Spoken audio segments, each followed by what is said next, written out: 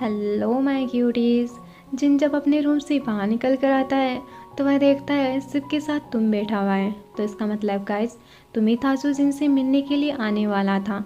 तुम जिन को देख कर कहता है तुम आज सुबह जल्दी उठ गए।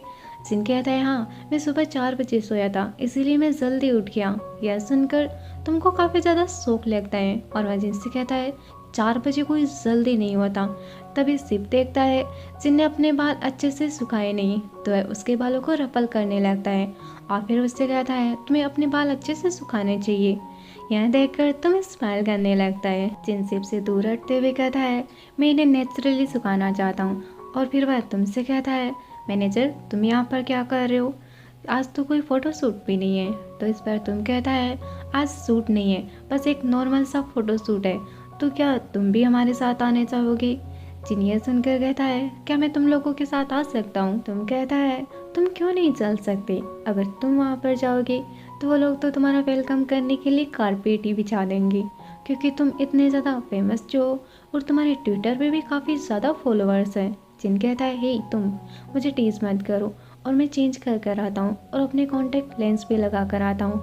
यह कहकर जिन जाने लगता है, लेकिन तभी तुम जिनको रोकते हुए कहता है हे अभी तक तुमने ब्रेकफास्ट नहीं किया है और सिप ने तुम्हारे लिए खाना बचा कर रखा है, तो पहले जाओ और अपना ब्रेकफास्ट फिनिश करो, तब तक मैं सिप से वर्क से रिलेटेड कुछ बात कर लेता हूँ। और सिप भी जिन की तरफ देखकर मुस्कुराने लगता है।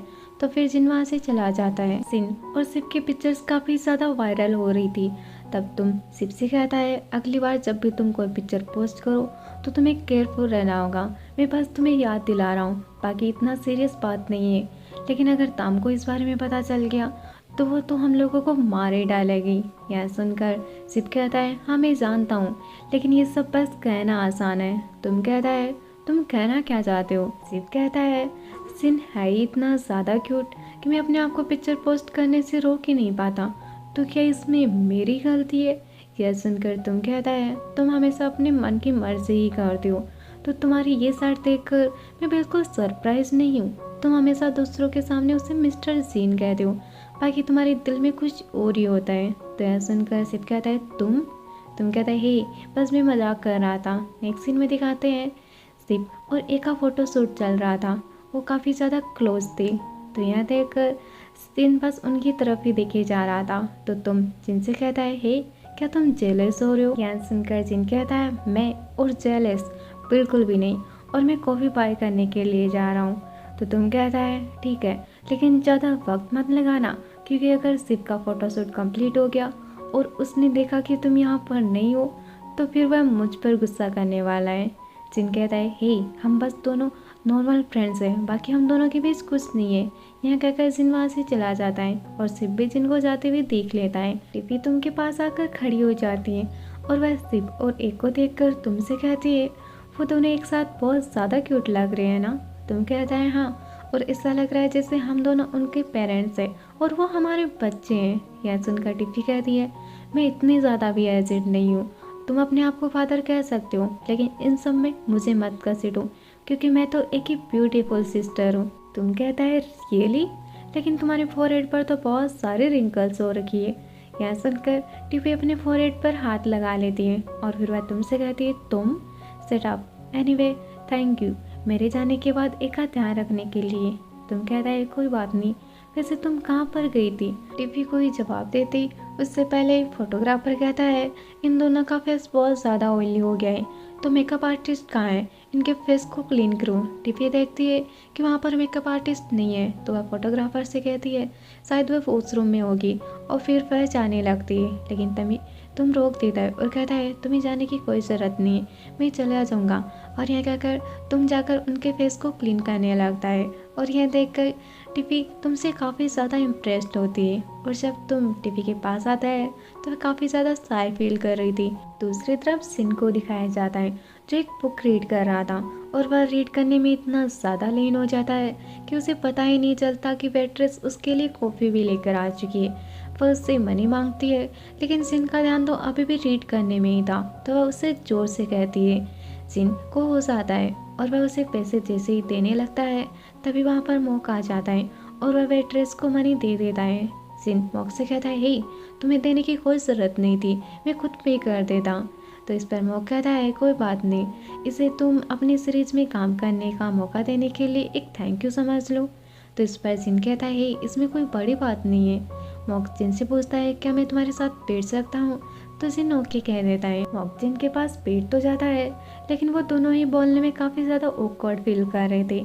फिर मॉक बोलना स्टार्ट करता है और वह जिन से कहता है हम लोग पहले कभी इतना बात नहीं किए ना। जिन कहता है हाँ, हम बस एक दूसरे से मिलते ही थे। मॉक जिन से पूछता है वैसे तुम कितने साल के हो। जिन कहता है मैं लगभग 26 साल का हूँ।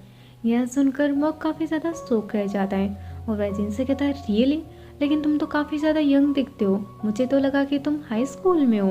जिन कहता है हे, मैं इतना ज़्यादा यंग भी नहीं हूँ, और वैसे क्या तुम्हारा फ़ोटोशूट कंप्लीट हो गया। मॉक कहता है नहीं, बस एक शॉट और देना है, उसके बाद कंप्लीट हो जाएगा। जिन कहता है क्या मैं तुमसे कुछ पूछ सकता हूँ। मॉक हूँ कहता है। जिन कहता है वैसे तुम BL सीरीज में काम क्यों कर रहे हो। यह सुनकर मॉक स्माइल करने लगता है और फिर कहता है मेरी सिस्टर की वजह से, क्योंकि वह एक BL फैन है और वह तुम्हारी फ़ैन भी है। उसने मुझे ट्रिक करके यहाँ पर भेजा था क्योंकि उसे तुम्हारा ऑटोग्राफ चाहिए था। यह सुनकर जिन स्माइल करने लगता है। तो मॉक जिन से पूछता है हे, क्या तुम ठीक हो। जिन कहता है नहीं, ऐसी कोई बात नहीं है, बस जब भी कोई मेरी नॉवेल्स को पसंद करता है तो मुझे थोड़ा सा ऑकवर्ड लगता है। मॉक कहता है तुम्हें ऑकवर्ड फील करने की कोई ज़रूरत नहीं है, क्योंकि तुम्हारी नॉवेल्स बहुत ज़्यादा फेमस है। जिन कहता है शायद मुझे इसीलिए अजीब लगता है क्योंकि ज़्यादातर BL नॉवेल्स औरतें ही लिखती है और मैं एक लड़का हूँ। तो मॉक कहता है लेकिन मुझे इसमें अजीब कुछ भी नहीं लगता, और नेक्स्ट टाइम मैं बुक लेकर आऊँगा ताकि मैं तुम्हें ऑटोग्राफ के लिए पूछ सकूँ। जिन ओके कहता है और फिर वह मॉक से कहता है अब हम लोगों को चलना चाहिए, मुझे तुमके लिए कॉफ़ी लेकर जानी है। यह कहकर जिन जाने लगता है, लेकिन तभी मॉक जिन का हाथ पकड़ लेता है और फिर वह देखता है कि उसने जिन का हाथ पकड़ रखा है, तो उसे हटा देता है। लेकिन फिर वह जिन से कहता है प्लीज़ तुम इससे दूर रहना। जिन यह सुनकर कहता है इससे तुम्हारा क्या मतलब। मॉक कहता है क्या इन्हें कभी भी तुम्हारे साथ बुरा किया है। जिन कहता है नहीं, लेकिन तुम ये सब क्यों पूछ रहे हो। तो मॉक कहता है अगर वह तुम्हें कभी भी हर्ट करे तो प्लीज़ मैं उसकी तरफ से तुमसे एडवांस में माफ़ी मांगता हूँ। जिन कहता है अगर ये मुझे हर्ट करेगा तो तुम उसके बिहाफ पर माफ़ी क्यों मांग रहे हो। मॉक कुछ नहीं कहता और बस स्माइल कर देता है। नेक्स्ट सीन में दिखाते हैं दोनों कैफ़े से बाहर निकल रहे थे। मॉक जिन से कहता है जब मैंने तुम्हें पहली बार देखा था तब तुम काफ़ी ज़्यादा शांत थे, तो मुझे लगा तुम इंट्रोवर्ट टाइप के हो, जैसे कि बाकी ऑथर्स होते हैं। सिनियर सुनकर कहता है ये हम जैसे ऑथर्स के लिए बस एक कहानी बना रखी है, बाकी हम लोग भी तो इंसान हैं और सभी ऑथर एक जैसे नहीं होते। हाँ, लेकिन कभी कभी जब मैं वर्क कर रहा हूँ तब मुझे अकेला होना ही पसंद है, और तभी वहाँ पर सिप आ जाता है और वह जिन के साथ मॉक को देखकर काफ़ी ज़्यादा जेलस होता है। और फिर वह मॉक से कहता है स्टाफ तुम्हें बुला रहे हैं। मॉक वहाँ से जाने लगता है, लेकिन जाने से पहले वह जिन से कहता है जो मैंने अभी कहा था उसे भूलना मत। यह कहकर वह वहाँ से चला जाता है। तो सिप जिन से पूछता है अभी अभी तुम लोग क्या बातें कर रहे थे। जिन कहता है कुछ नहीं, बस मॉक की सिस्टर को मेरा ऑटोग्राफ चाहिए था। सिप कहता है प्लीज़ अजनबियों से बातें मत किया करो, ये डेंजरस हो सकता है। तो यह सुनकर जिन कहता है हे, मैं कोई 10 साल का बच्चा नहीं हूँ।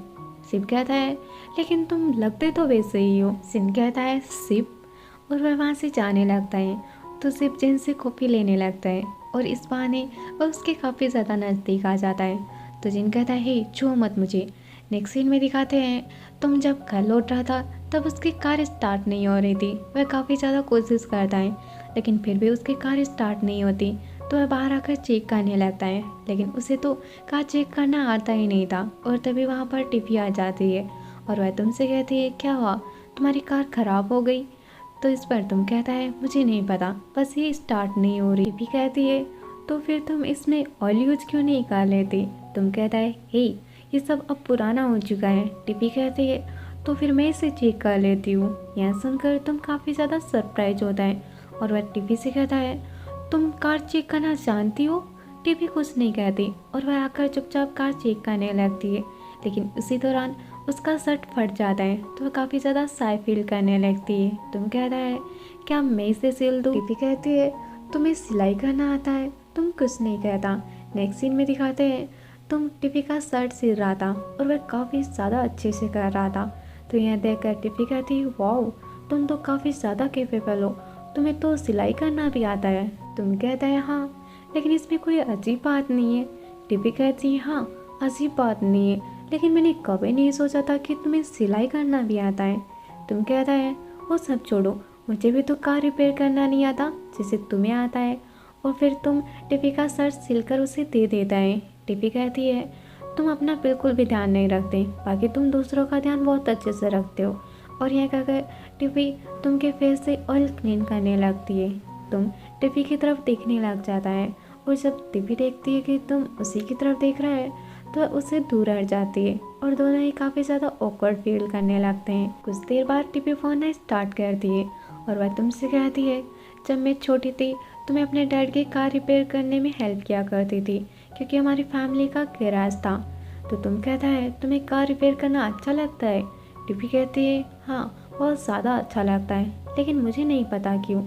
तो फिर तुम कहता है मुझे लगता है कि तुम्हारी फैमिली बहुत ज़्यादा अंडरस्टैंडिंग है, जो तुम करती हो उन्हें इससे कोई प्रॉब्लम नहीं है। टिफ़ी कहती है लेकिन मुझे ऐसा नहीं लगता। हाँ, शायद अब मैं बदली हुई लग सकती हूँ, लेकिन पहले मैं एक लड़की को डेट किया करती थी, शायद इसीलिए क्योंकि मैं एक गर्ल्स स्कूल में पढ़ा करती थी, इसीलिए मुझे इसमें कुछ अजीब भी नहीं लगता था। लेकिन जब मैंने इस बारे में अपनी मॉम को बताया तब उन्हें बिल्कुल भी ठीक नहीं लगा और हम दोनों का झगड़ा हो गया और इसीलिए मैं बैंकॉक लौट आई क्योंकि मैं अपनी मॉम की नफ़रत के साथ उस घर में नहीं रह सकती थी। तो तुम कहता है तो तुम्हें अब किस टाइप के पर्सन पसंद है। टिफ़ी कहती है एक ऐसा पर्सन जिसके साथ मैं बहुत ज़्यादा कंफर्टेबल फील कर सकूं। तुम कहता है और तुम्हारी मॉम का क्या उन्होंने अब तुम्हें स्वीकार कर लिया।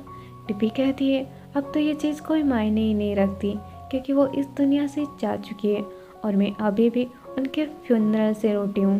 तो यह सब सुनकर तुमको बहुत ही बुरा लगता है और वह टिफ़ी से कहता है आई एम सॉरी, मुझे इस बारे में पता नहीं था। टिफ़ी कहती है कोई बात नहीं, मैंने भी इस बारे में किसी को नहीं बताया। और फिर तुम भी अपनी स्टोरी बताने लगता है और वह टिफ़ी से कहता है मैं ताम के साथ पढ़ा हुआ हूँ क्योंकि मेरे पेरेंट्स एक एक्सीडेंट में चल बसे थे और उस वक्त मैं बहुत ज़्यादा छोटा था, तो ताम पर घर की सारी जिम्मेदारियाँ आ गई थी और मैं जो करना चाहता था मैं कर सकता था। लेकिन कभी कभी मुझे ऐसा लगता था मैं इतना ज़्यादा छोटा हूँ, लेकिन मुझ पर इतनी सारी जिम्मेदारियाँ क्यों मैं एक बच्चा होते हुए भी मुझे एक बड़े की तरह एक्ट करना पड़ता है, क्यों मैं दूसरे बच्चों के साथ नहीं खेल सकता। तो यह सब सुनकर टिफ़ी को भी तुम के लिए बहुत ज़्यादा बुरा लगता है और वह उसे कंसोल करने के लिए उसके शोल्डर पर हाथ रखती है और फिर वह उठकर वहाँ से चली जाती है और फिर जाकर वह तुम की कार को स्टार्ट करती है और फिर उससे कहती है हे तुम्हारी कार स्टार्ट हो चुकी है, तो अब चलो चलते हैं। तो फिर तुम भी वहाँ से आ जाते हैं और गाइस आज का पार्ट यहीं ख़त्म करते हैं। अगर वीडियो अच्छा लगा हो तो प्लीज़ वीडियो को लाइक शेयर और प्लीज़ चैनल को सब्सक्राइब भी कर लीजिएगा। गाइस प्लीज़ 1K तक तो सब्सक्राइबर पहुँचा दीजिए।